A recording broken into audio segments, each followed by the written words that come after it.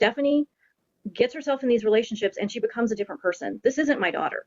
This is not the person I raised. This is not her. Who she is right now is not her.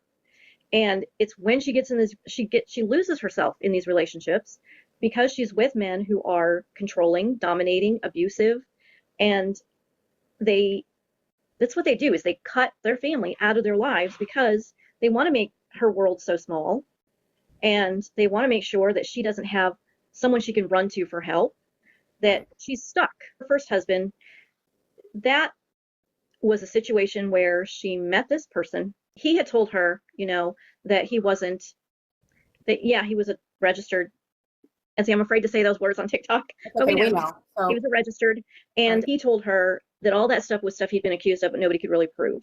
And that he comes from a really, really large family, and it was my brother who did that to my mom, but he'd already been in trouble with the law, so my mom decided to make it me because I wouldn't get in as much trouble. And there was just this list of excuses, and she bought it. Jeremiah Christian Thompson, if you want to know.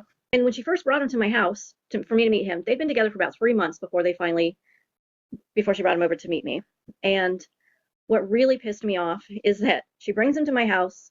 Her brothers at that time were 7 and 8. And you know the age of the child he's been with? She didn't tell me that this man had this about him.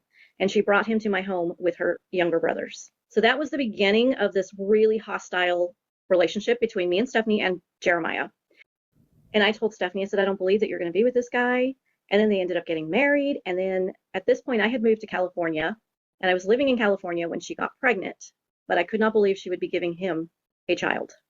I tried really hard. I came up from California to be here when the baby was born, and there was a lot of things going on in the hospital room that really made him angry that I got involved, that Stephanie wanted things done a certain way, and he kept telling her, no, we're going to do it this way. And I'm like, for God's sake, she's the one having a child here. Why don't you just back off? And so he used that to tell Stephanie that I wasn't a good person to be in her life anymore. And that began Stephanie and I not talking during that marriage.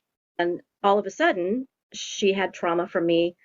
That's when she started bringing all this up, all this trauma she's had and all this abuse, almost as if she has to use that to justify the fact that she doesn't want me in her life, but it's because the person she's with doesn't want me in her life. And now we're seeing it all over again with Drew, where it was a very subtle but gradual process that happened, and all of a sudden she's cutting me out of her life, but she's saying I cut her out of my life.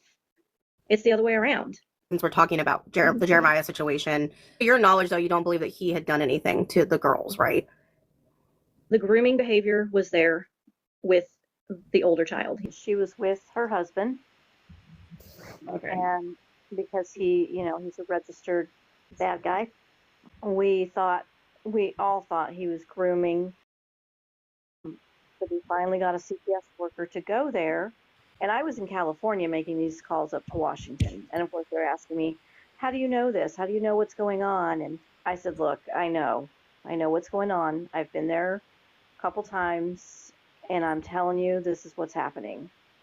So the CPS worker went, and she found enough proof that she told Stephanie, you either pack yourself up and leave, or we are going to take the kids into custody. Why, did Stephanie cut you off this time, supposedly? And, well, what she likes to say is because I forgot her son's birthday. I forgot Atlas's birthday.